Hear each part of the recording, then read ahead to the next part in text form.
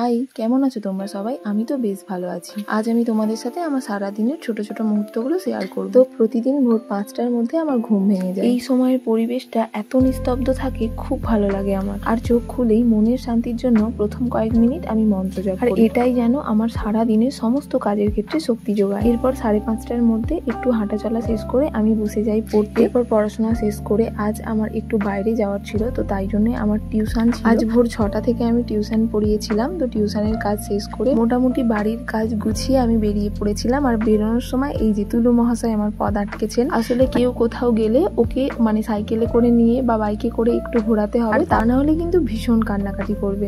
ওকে যদি একটু ঘোরানো যায় সেক্ষেত্রে ওর খুব ভালো লাগে। তো তারপর শেষমেশ আমি চলে এসেছিলাম স্টেশনে। আর এসে মোটামুটি ট্রেনও পেয়ে গিয়েছিলাম। ট্রেনের যাত্রা শেষ করে বাসের পথ অতিক্রম করে আমি এসেছিলাম মেছোগ্রাম। ওখানে আমার বেশ কিছু কাজকর্ম ছিল, মোটামুটি তাড়াতাড়ি আমার কাজ শেষ হয়ে যায়। এরপর এনার এই মিষ্টি বাঁশির শব্দ শুনতে শুনতে আমিও চলে এলাম বাড়িতে এসে ফ্রেশ হয়ে আগে নিজের পেট পুজোটা সারলাম।